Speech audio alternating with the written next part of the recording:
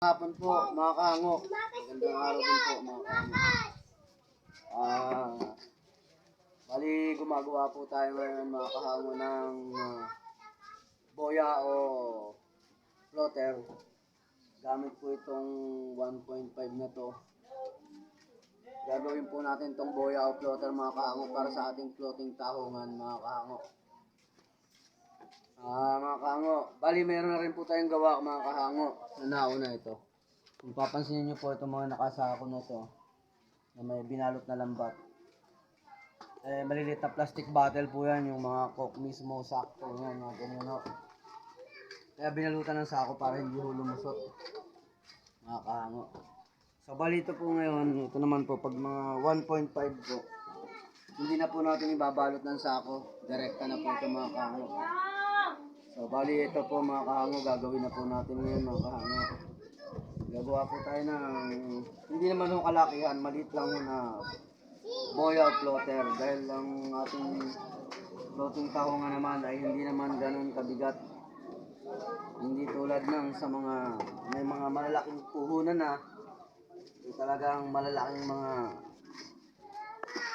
kinakapalan nila lambat o malalaking lubid ang ginagamit para sa kanilang mga floating tahungan, mga kahango. So ito po, mga kahango, papasok.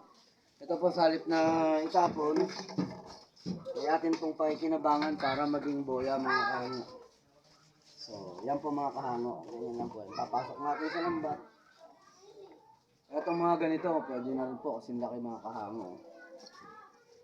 Hindi naman po siya kailangang balutin pa ng sako dahil sa hindi naman siya lulusot sa mata ng lambat natin, mga kahango. So yan po, mga kahango, ang mga plastic bottle na 1.5 po. Ilalagay na po natin para gawin natin boya, mga kahango.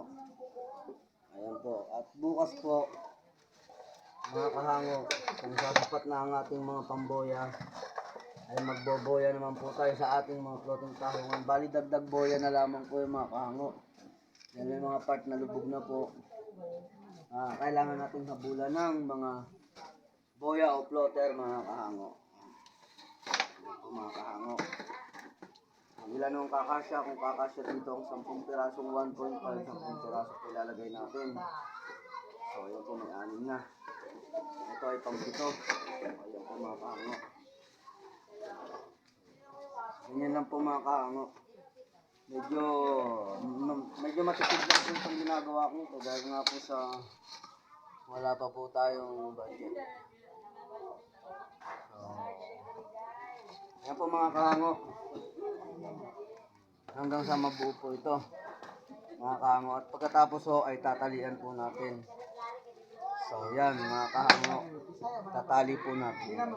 So yan lang po muna ulit, mga kahango. Pinakita ko lamang po sa inyo ang ginagawa natin kung paano. Ito hindi na ako kailangan ng sako.